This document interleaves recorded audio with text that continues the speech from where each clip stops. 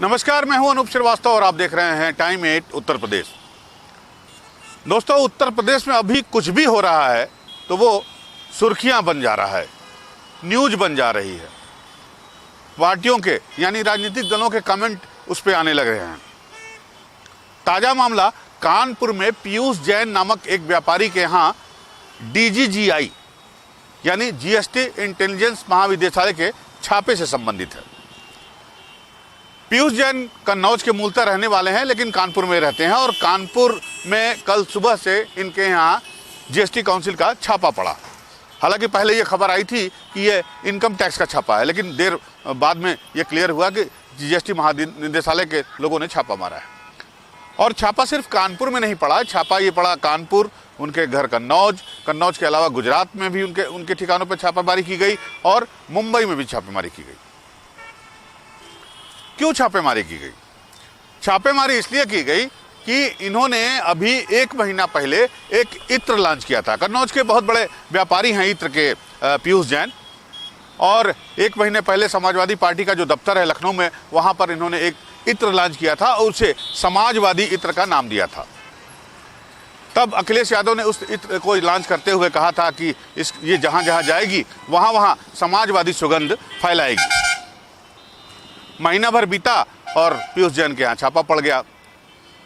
आप देखिए हमारे स्क्रीन पर कि पीयूष जैन के यहाँ छापे में तकरीबन 150 करोड़ रुपए के टैक्स चोरी टैक्स चोरी बताई जा रही है जीएसटी के अधिकारियों के मुताबिक। इसके अलावा 100 करोड़ रुपए का लोन इन्होंने लिया है फर्जी और बेनामी कंपनियों के सहारे के आधार पर, उनके दस्तावेज दिखाकर। और जो जीएसटी की टीम गई थी वो तो नोट गिनने की मशीन ले गई थी और बताया जा रहा है कि सुबह से नोट गिन रही है। और आप विजुअल देख भी रहे होंगे हमारे स्क्रीन पर कि किस तरह से नोटों का अंबार लगा हुआ है। और मेरे ख्याल से हाल फिलहाल में इतने नोट एक साथ किसी छापे में मुझे याद नहीं आता कि कहीं दिखाई दिए हों। एक जो साउथ इंडिया के कुछ खबरें आई थी, लेकिन नॉर्थ इंडिया में मुझे नहीं लगता कि हाल फिलहाल में इस तरह की छापेमारी में इस तरह से रुपए बरामद किए गए हों और जिसकी गिनती बहुत देर तक चल रही हो। पीयूष जैन है कौन? पीयूष जैन जो है बेसिकली समाजवादी पार्टी के कार्यकर्ता तो नहीं है, लेकिन पम्मी जैन एक एमएलसी है समाजवादी पार्टी के कानपुर के ही। ये इनके मोहल्ले में ही रहते हैं कन्नौज में, दोनों एक ही मोहल्ले में कन्नौज में इनका घर है। अब कानपुर में दोनों शिफ्ट हो गए हैं, तो वो उनके करीबी बताए जाते हैं। और यही वजह बन गई कि अखिलेश यादव इस इत्र व्यापारी के यहाँ जो छापा पड़ा है उस छापे में जो बरामदगी हुई है और जिस तरह के विजुअल सामने आ रहे हैं, उसके बाद सीधे सीधे समाजवादी पार्टी और उसके मुखिया अखिलेश यादव पर हमला किया जा रहा है। बताया जा रहा है कि ये समाजवादी पार्टी ये जो है ये अखिलेश यादव का बहुत करीबी है। हालांकि इसके कोई पुख्ता सबूत कोई पेश नहीं कर पाया है। यहाँ तक कि इस छापे के बाद भाजपा के बड़े तेज तर्रार प्रवक्ता संबित पात्रा ने एक ट्वीट भी किया है कि जनता का पैसा समाजवादी का पैसा है। ये काली कमाई का पैसा कहां से आया? तो कुल मिलाकर बीजेपी को एक मौका मिल गया समाजवादी पार्टी पर हमला करने का। और जाहिर सी बात है कि समाजवादी पार्टी इस मुद्दे पर मौन है या उसके नेता इस मुद्दे पर मौन है। लेकिन जैसा कि मैंने बताया कि ये छापा और ये बरामदगी भी जो है वो एक राजनीति का मुद्दा बन गई है।